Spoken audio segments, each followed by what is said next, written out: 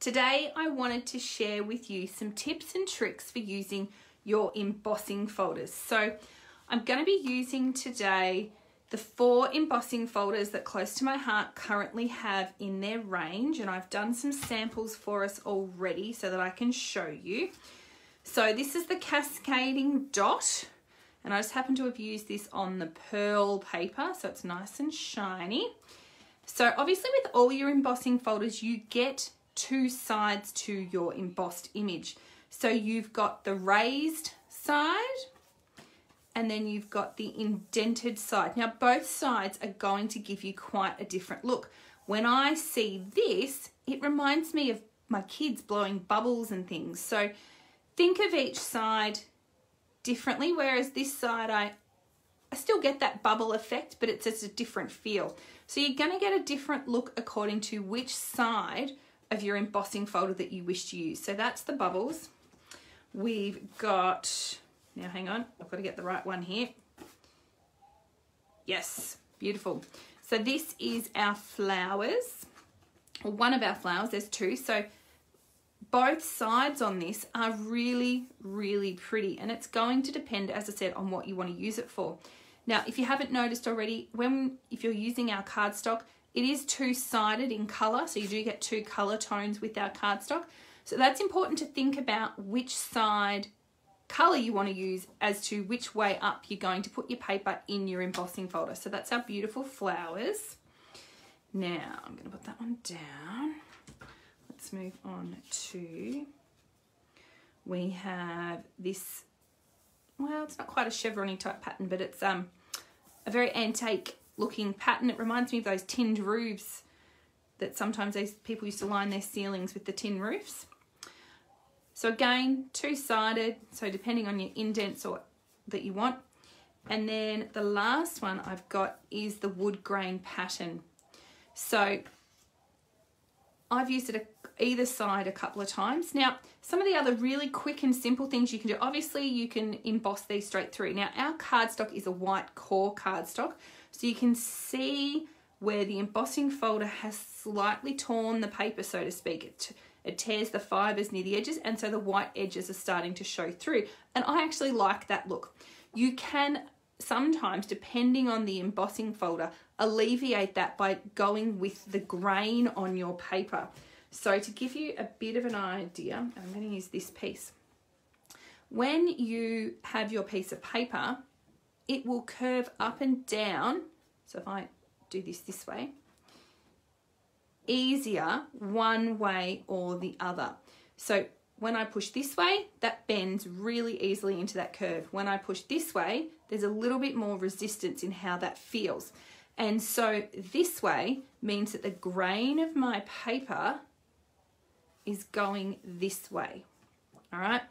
And this time around, the grain is going this way, and so I'm pushing against the grain. And so for a pattern like our wood grain, if I have my grain going this way, so for this piece of paper I would need to turn this way, all right, it will help lessen these stress marks in your paper. If you want to increase it, my grain goes that way, so I would turn it that way so that we're going across the grain, all right? So just some thoughts, little quick tips there for you. Some of the other things that you can do very quickly and easily with your embossing folder to change their look. Grab a sanding block. This works especially well with our white core paper, and you can just sand that up, and instantly I've increased that look. All right, so that's one way you can play with your embossing folder patterns. Another way, actually I might do it on the pink, that will be more suitable. You can grab an ink pad. So this is one of our beautiful magnetic ink pads. This is raspberry, and I'm literally going to rub that over the top of my embossed pattern. All right, and so that's given me another different look for my thing. If I turn that over and do the other side, obviously we're still, now don't be a me, don't put your ink pad down so firmly straight away. If you start sort of lightly to the sides and smudge on, you will get less of this distinct ink pad line. I didn't think that through very well. Silly me, so I'm showing you not what to do. So again, another different look there. Now that's a very sort of ununiformed way of applying your ink. If you'd like it a bit more uniformed, I've got another way for you to do this.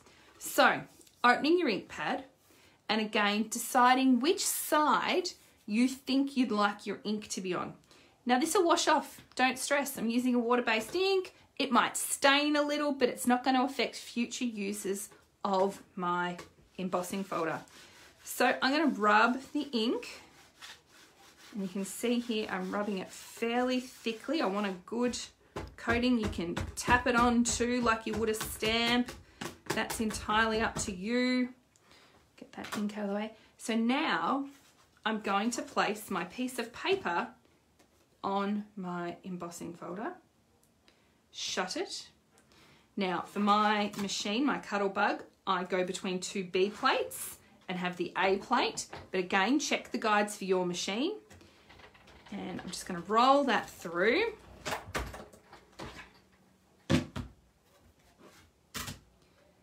And the ink has now pressed into the hollows, I like to call them, in my embossed pattern. So the indented sections, you can just see the edges here. Now I'm just going to take that away for a second. And very easily, you could clean with things. This is our stamp chamois. I just happened to get a new order yesterday and get a nice new one. So if you are getting one of it or have one of our stamp chamois or a stamp chamois, just be aware the first time you wet it and use it, it is going to take a bit. It took me quite a little while this morning to get that nice and soft. And so I just kept wetting it and wringing it out, wetting it and wringing it out again. Now you can see I need to change spots on my chamois. It's leaving some little raspberry behind there. That's a bit better. So then I would take that back, or when I finish, and just give it a rinse again, and it's ready to use again. You can see my old one here is very loved. It still takes the ink off. That's not a problem, but I made the mistake of using it a couple of times a little bit too dry, and it actually tore the surface of my stamp chamois. And I'm finding now as it's got a bit older, because I've had this one for, oh gosh, at least 12 months or more, some of the little fibers are coming off and they're staying on my stamp. And so if I don't notice it, then it leaves bits behind and impacts my next stamping imprint. All right, so that was one direction. Obviously, we can put the ink on the other side, making sure I've got the right side going on here. Whoops.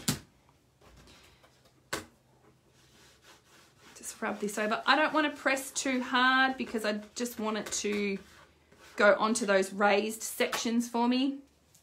I'm going to grab another piece of white from over here.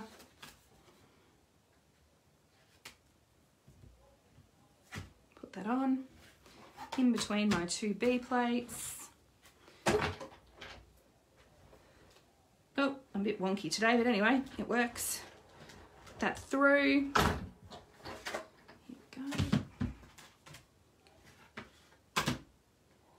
And this time around, it's pushed the ink into the flowers.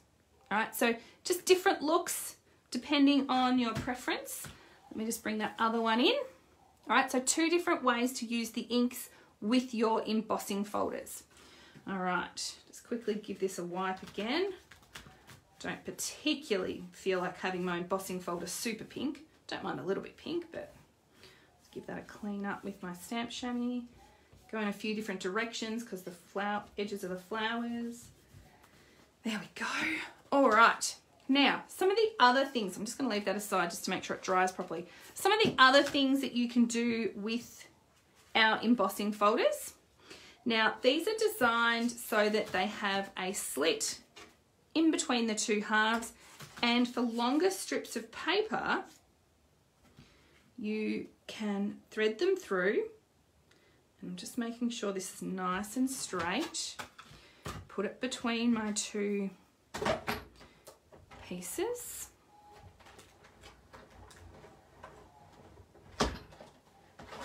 And then what I'm going to do is take it down and I can actually match my patterns up.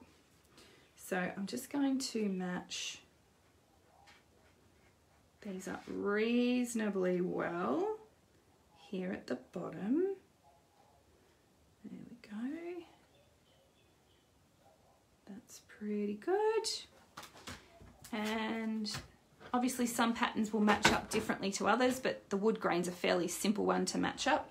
So now I can emboss the full length of my strip. Okay, and so my join is in here. I notice it because I know it was there, but other people looking at that wouldn't notice it.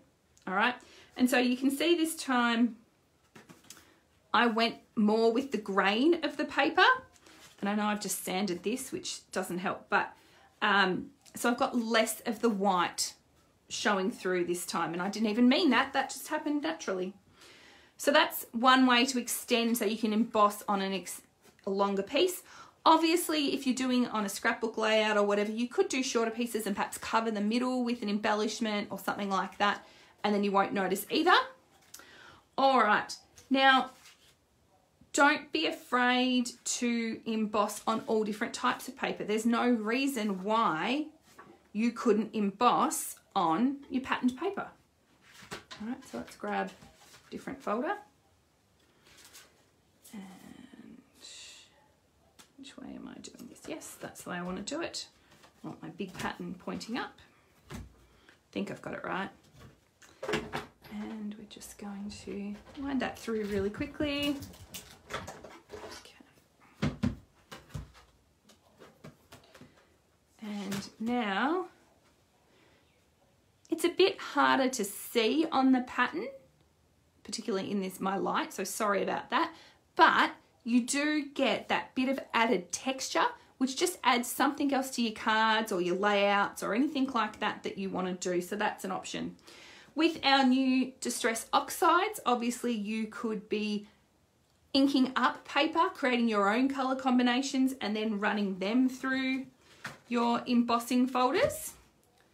Turn that over for something different. So my little sample there, I know I used picked raspberry. There was some, oh, tattered rose, I think was the pale pink. Can't remember the rest. So that is another option to create things. If you're cutting shapes and things out of cardstock and you're thinking you might like to emboss them, there are two trains of thought here. You can cut your shape first and then emboss, but you need to be aware that because the paper, it almost like doesn't shrink as such, but because it's moving into the indentations, it does become slightly narrower or shorter than what you perhaps anticipated. So if your size needs to be absolutely spot on, my recommendation is to emboss first and then cut to size. So cut a bit bigger than you want. So this is about 2 inches wide, and I'll just give you just a quick show of that just to show you that it does shrink just a little bit. It's not much.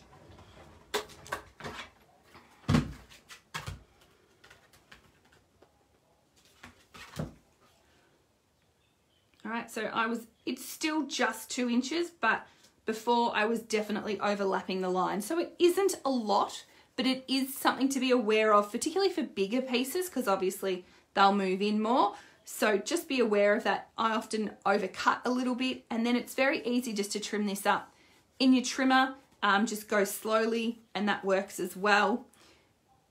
I hope this has helped you guys, and perhaps think about some different ways to use your embossing folders, particularly with the inks. I love using the inks in the embossing folders to create that custom look to my papers that I'm creating. If you have any questions, let me know in the comments and I'll happily answer them for you. Have a good day.